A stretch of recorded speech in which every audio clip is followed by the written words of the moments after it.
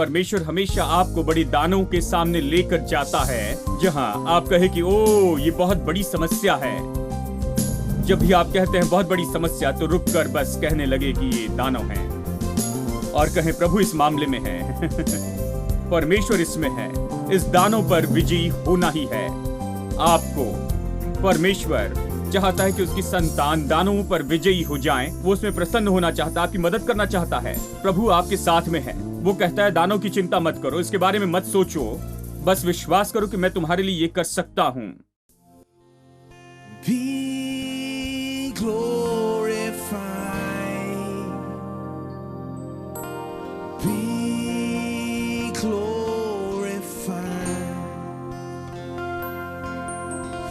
Be glorified. Be glorified.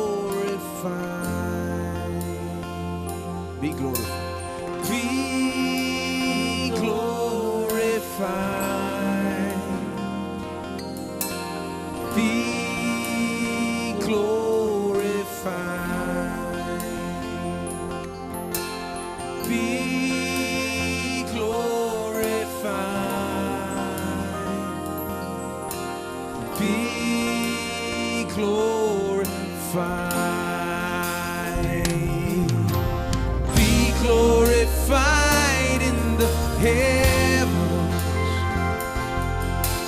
Be glorified in the earth. Be glorified in this temple.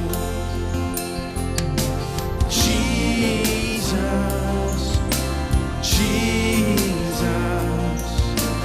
be thou glorified. Oh Jesus, Jesus, Jesus, be thou glorified.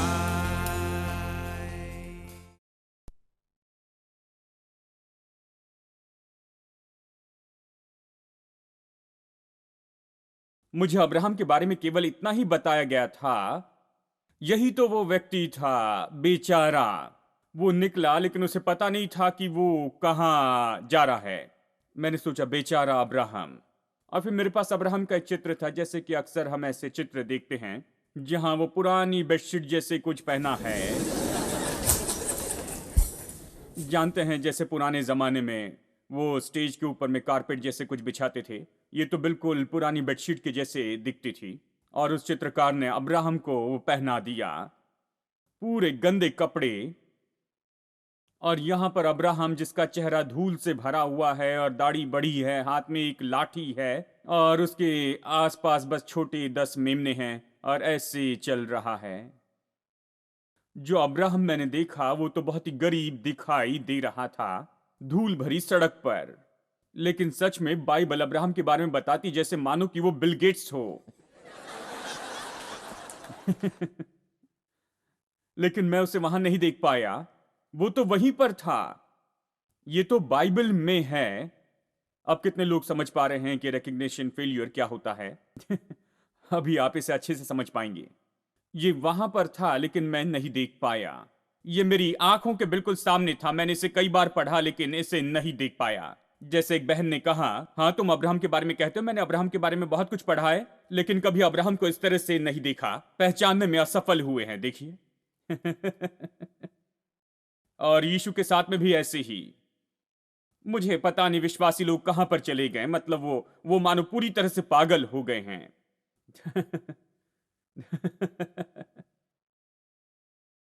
तो हमने यीशु को देखा इस गरीब यीशु के जैसे। गरीब यीशु। तो जब यीशु के बारे में सोचते हैं तो गरीबी ही सोचते हैं। हाँ, दिमागी रुकावट को देखिए, तो हम कभी यीशु को नहीं देख सकते हैं, जो उस घर में रहता है जिसके बारे में प्रकाशित वाक्य 21 और 22 में बताया है। दीवारें कीमती पत्थर से बनी हैं, सोने की सड़क है, मोती के फाटक है। ये उसका घर है। हेलो, वो वहीं से आया है। हम बाइबल में कभी ये नहीं देखते कि वो धनी होकर भी, वो नहीं देखते हैं वो कंगाल बना, केवल यही देखते हैं वो धनी होकर भी कंगाल बना ताकि हम धनी हो जाए। हम उसे नहीं पढ़ते हैं, उस पर हमें बात भी नहीं करनी है। जब भी कोई कहता है कि यीशु धनी था, वो इसके बारे में कुछ सुनना नहीं चाहती हैं। मैं आपको बताऊं, वो आकाश और पृथ्वी का बनाने वाला है। बाइबल ये कहती है, बाइबल कहती है कि आदि में वचन था, वचन परमेश्वर के साथ था, वचन ही परमेश्वर था। और फिर कहती है सब कुछ उसी के द्वारा बनाया गया, उसके बिना कुछ भी नहीं बना है। उसी ने सब कुछ बनाया दोस्तों, वो कोई गरीब आदमी नहीं है, वो तो सबसे धनी व्यक्ति जिससे आप मिले हो। वो सबकी जरूरत पूरी करता है, तो वो धनी होना ही चाहिए, जानते हैं। लेकिन मानसिक रुकावट को देखिए, यह कितनी क्रूरता है कि इस तरह की कोई मानसिक रुकावट रखे कि आप कभी भी संपन्नता को नहीं देख पाएंगे। तो जब वो पौलुस के बारे में पढ़ते हैं तो गरीबी के बारे में पढ़ते हैं, पतरस के बारे में पढ़ते हैं तो गरीब पतरस, यूहन्ना गरीब यूहन्ना, सभी गरीब थे देखिए। और साथ में यीशु भी। पहचान की असफलता, देखिए बस यही तो बात है, ये साइकोलॉजिकल समस्या है, क्योंकि उन्होंने सामान्य रूप में संपन्नता पर विश्वास करने से इनकार किया है, तो वो नहीं देख सकते हैं कोई भी आशीष, कोई भी संपन्नता, कोई भी भलाई बाइबल में गरीबी को छोड़कर। तो प्रचारक प्रचार करते हैं कैसे दुख उठाना आपके लिए अच्छा है। 7 पॉइंट बताते हैं कि कैसे दुख उठाना आपके लिए अच्छा है। मैं आपको 70 पॉइंट्स दे सकता हूं। मैंने बहुत दुख उठाया है। प्रभु का धन्यवाद कि मैं उससे आजाद हो गया हूं, जानते हैं। तो हम बस नया न बने मन के साथ में रहते हैं। नया न बना हुआ मन के साथ में जितना समय हम रहते हैं, उतना ज्यादा ही हमारे लिए मुश्किल होता है कि सच में सच्चाई को देखें। देखिए, आप नहीं देखते हैं अपनी आंखों से, आपका मन है जो इसे देखता है, और आप देखते हैं अपनी आंखों के द्वारा। आपकी आंखें एक शारीरिक अंग है जो देखने में मदद करती है, लेंस के जैसे, बस यही जो देखने के लिए उपयोग होती है। ये आंखें नहीं देखती, आपका मन इसे देखता है। इसलिए आप अमीर अब्राहम को नहीं देख पाते हैं, क्योंकि यदि ये आंखें अगर देखती है तो इसे देखेगी। हेलो, क्या आप यहां हैं या घर चले गए हैं? यदि ये आंखें देखती हैं तो मैं अच्छे से देख सकता हूं कि बाइबल कहती है कि परमेश्वर की आशीष धनी बनाती है, वो उसमें दुख मिलाकर नहीं देता। अब्राहम बहुत धनी था, ये सब ये आंखें इससे देख सकती हैं, लेकिन मैं इन आंखों से सच में देख नहीं पाता हूं। ये तो सच में मेरा मन है जो देखने के लिए आंखों का उपयोग करता है, इसलिए मैं इसे नहीं देख सकता हूं। हेलो, इसलिए मैं नहीं देख सकता हूं कोई भी धन, और इसलिए मैं नहीं देख सकता हूं संपन्नता को, इसलिए मैं इन सारी बातों को देख नहीं सकता हूं। इसलिए ये बहुत ही महत्वपूर्ण है कि हम लोग उससे बाहर आ जाएं, क्योंकि यहां ये सारा धन है, लेकिन खुद परमेश्वर भी कुछ नहीं कर सकता, क्योंकि हम में दिमागी रुकावट है। सर्वशक्तिमान परमेश्वर भी कुछ नहीं कर सकता है, क्योंकि हमारे दिमाग में रुकावट बनी है। जैसे मैंने कहा, अगर परमेश्वर उनकी गर्दन पकड़ के उठाता और कनान प्रतिज्ञा के देश में पहुंचा देता, उन अविश्वासी यहूदियों को अगर गर्दन से पकड़कर उन्हें प्रतिज्ञा के देश में डाल देता, तो बस एक ही सेकंड में मिस्र में वापस आ जाते, रबर बैंड के जैसे ढूम। क्योंकि देखिए, उनका मन ही ऐसा था। देखिए, मिस्र उनके साथ जा रहा था, टिड्डी की मानसिकता उनके पीछे चल रही थी। ये उनके दिल में थी, ये उनके मुंह में थी, ये उनकी जीभ में थी, जानते हैं। वो केवल इसी के बारे में थे, और इसलिए ये उनके लिए असंभव हो गया कि वो परमेश्वर की आशीषों में प्रवेश कर सके। देखिए, वो क्यों प्रवेश नहीं कर पाए प्रतिज्ञा के देश में? इस घटना के बाद गिनती अध्याय 13 में वो प्रतिज्ञा के देश में क्यों नहीं गए? वो तो वहां पर जासूसी कर कर आए थे, तो प्रवेश क्यों नहीं कर पाए? इसलिए नहीं कि वहां पर दानव थे, इसलिए नहीं कि दीवारें बहुत ही ऊंची थी और उनके पास में रथ, घोड़े और इतनी बड़ी सेना थी। इसके कारण नहीं, क्योंकि कोई दानव उनसे नहीं लड़ा और कोई सेना उनके पास नहीं आई, कोई रथ पीछा नहीं कर रहे थे, कुछ भी नहीं था।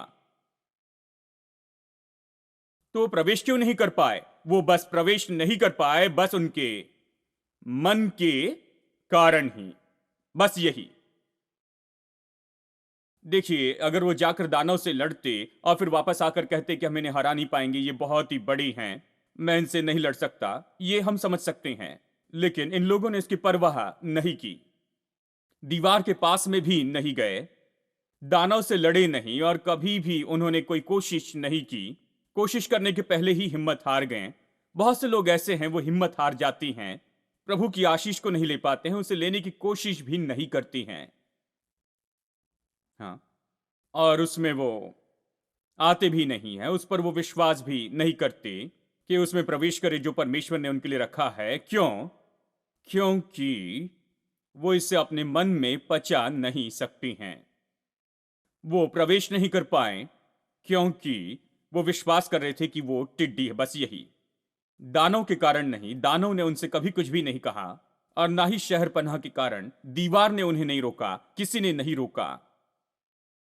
ये कहानी है। लेकिन परमेश्वर चाहता है कि हम इसे ले। परमेश्वर हमें ले जाना चाहता है हमेशा बड़े शहर पनाह के शहरों में, जहां पर दानव होते हैं। हाँ, मैंने इसके बारे में सोचा और कहा, प्रभु ये सही नहीं है, बराबरी का होना चाहिए, समान बल वाले देखने चाहिए। अगर ये हैवी वेट है तो हैवी वेट को लाना, अगर मिडल वेट है तो मिडल वेट को लाना। ये तो बिल्कुल हल्के फुल्के भी नहीं थे, वो टिड्डी थे। और प्रभु तू दानवों को ला रहा है और तू वहां पर बड़ी बड़ी दीवारों को ला रहा है और बड़े बड़े रथ है, उनके पास में बड़ी सेना है। ये लोग तो बस टिड्डी हैं, बस इन्हें ऐसे ही छोड़ दो प्रभु। इन्हें थोड़ा हल्का सा समय देना कि ये हल्के लोगों पर विजयी हो जाए और आसानी से आ जाए। इन्हें क्यों परेशान करे? प्रभु कहता है, नहीं, मैं ऐसे काम नहीं करता, मुझे दानव पसंद है। मुझे बड़ी दीवार पसंद है, क्योंकि मैं उन्हें गिरा सकता हूं, क्योंकि दानव मेरे सामने कुछ भी नहीं, क्योंकि रथ और घोड़े मेरे सामने कुछ भी नहीं हैं। मुझे ऐसे स्त्री और पुरुष चाहिए जो मुझ पर विश्वास करे कि मैं उनके लिए कर सकता हूं। हेलो। प्रभु यही तो कहता है, और इसीलिए परमेश्वर हमेशा आपको बड़ी दानों के सामने लेकर जाता है, जहां आप कहे कि ओ ये बहुत बड़ी समस्या है।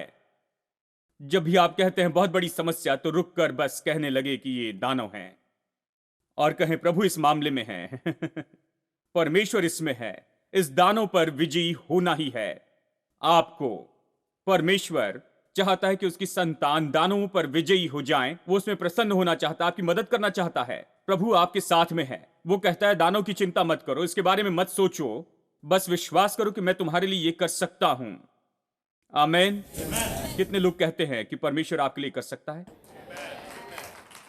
हम हर तरह के दानों का सामना करते हैं, बीमारी का दानव, आर्थिक दानव, कर्जे का दानव, हर तरह के दानव हैं। परमेश्वर कहता है कोई समस्या नहीं, केवल उस समस्या के बारे में मत सोचते रहना। जब यहोशू सोच रहा था कि कैसे जाए, उसने दूसरी कोशिश की। पहली पीढ़ी नहीं जा पाई, उसके बाद में दूसरी पीढ़ी, वो यरीहो के पास में पहुंच गए।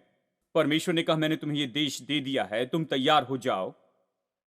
और यहोशू गहराई से सोच रहा था, मेरे प्रभु बड़ी दीवार हैं, दानव हैं, रथ है, और फिर से यही विचार उसके मन में चल रहे थे, हम इसे कैसे करेंगे? परमेश्वर कहता है तुम इसे भूल जाओ, मेरे पास एक तरीका है। चलिए अब यहोशू अध्याय 1 वचन 8 देखते हैं। परमेश्वर कहता है मेरे पास तरीका है, और केवल उसी तरह से जो मैं तुम्हें देता हूं उसे तुम ले सकते हो। क्या आप सुन रहे हैं?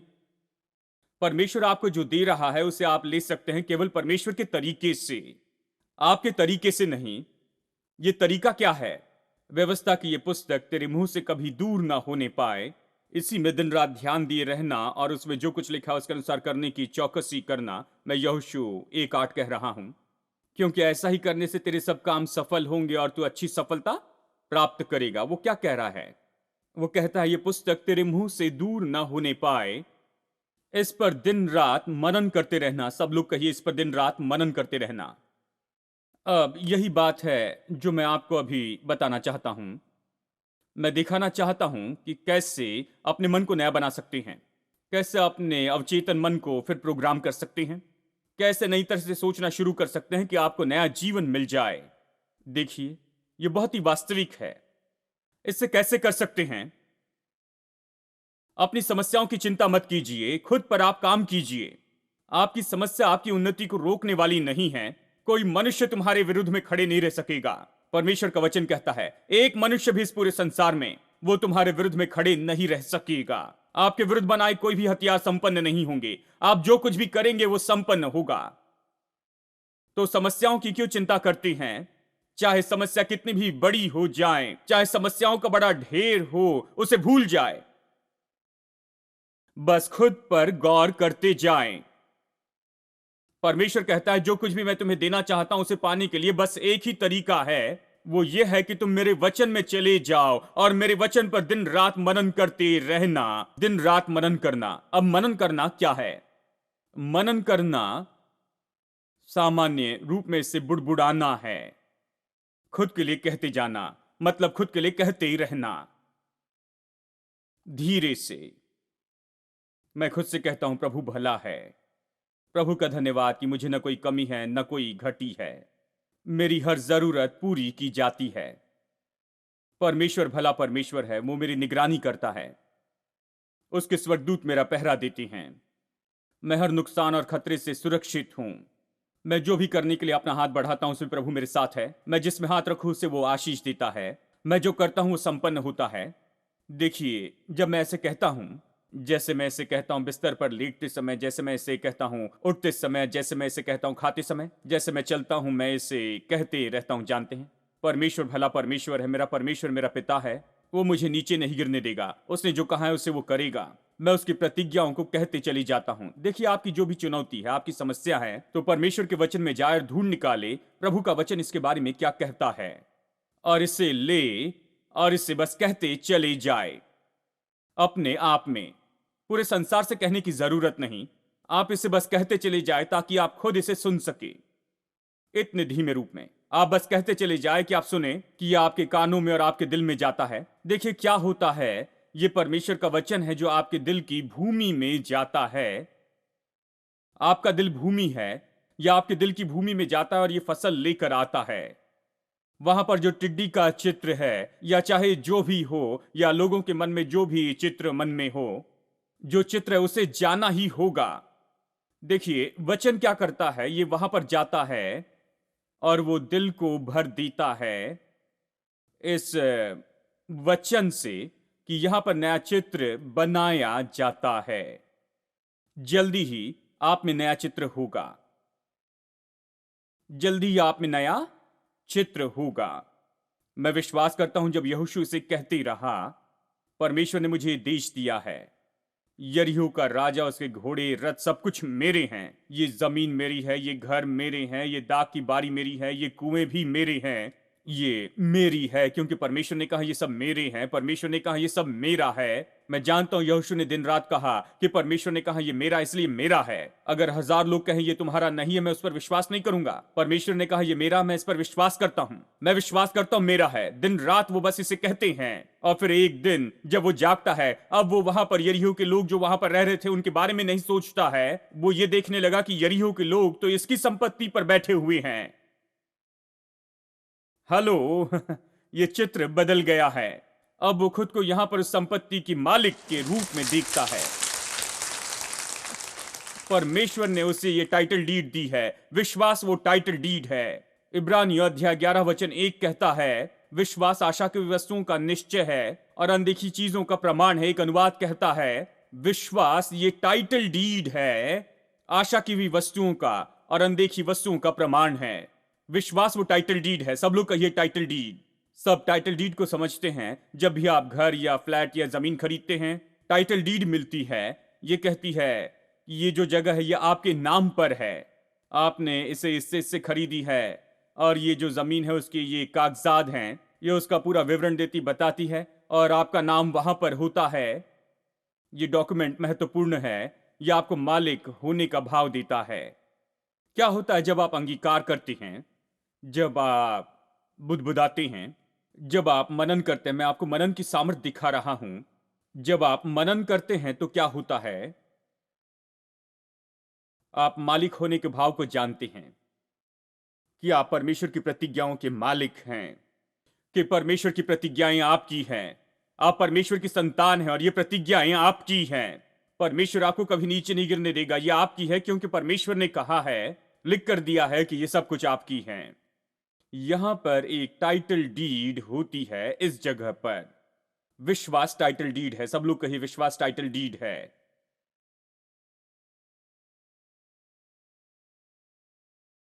तो परमेश्वर कहता है, जब मैं तुम्हें कुछ देता हूं तो उसे पाने के लिए और दूसरा तरीका नहीं है।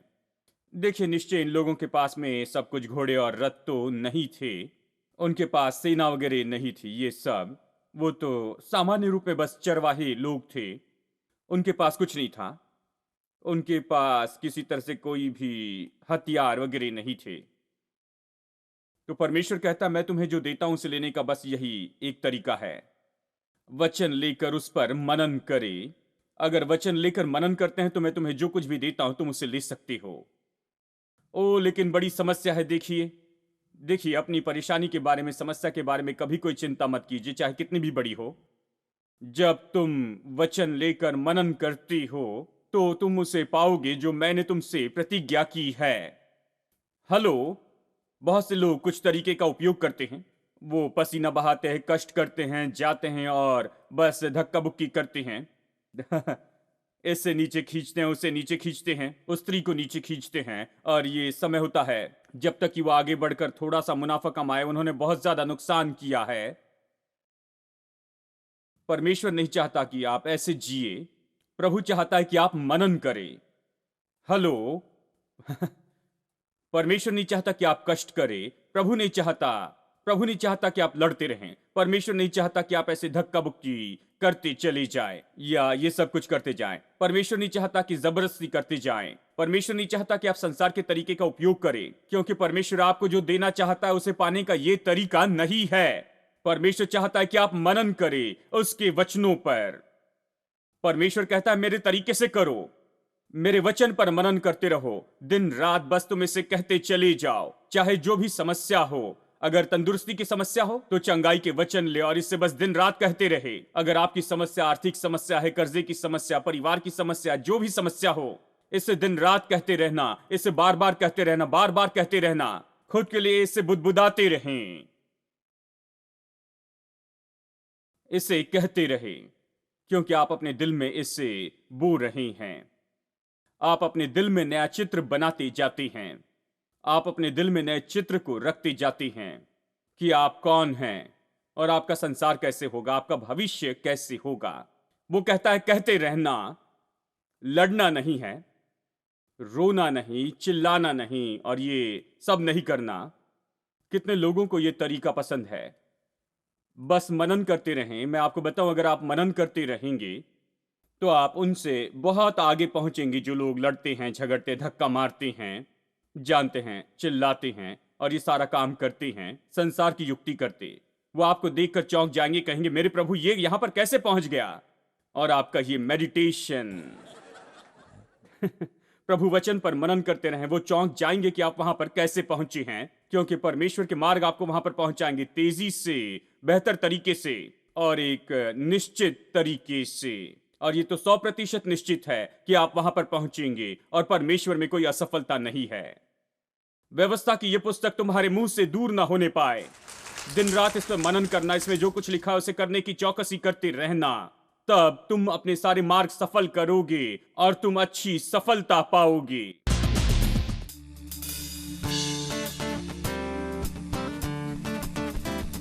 Everybody clapping your hands if you can with me, all right?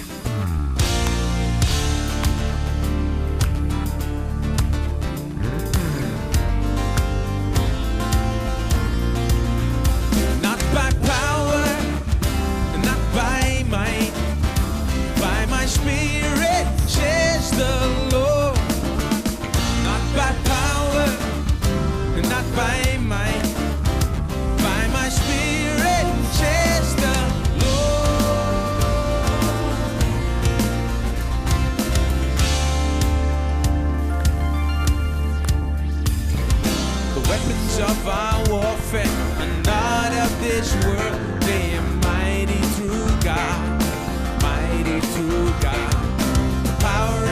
His mercy and the power of His love, they is stronger than all, stronger than all. As we worship in unity, Jesus our Lord, victory comes in His name by His word, not by power, and not by might, by my Spirit, says the Lord. Not by power, and not by might, by my Spirit, says the Lord. The weapons of our warfare are not of this world. They are mighty through God, mighty through God. The power of His mercy and the power of His love, they are stronger than all, stronger than all. As we worship in unity, Jesus our Lord, victory comes in His name by His word, not by power, and not by might, by my Spirit, says the Lord. Not by power, and not by might, but by my Spirit, says the Lord. Not by power, and not by everybody, but by my Spirit.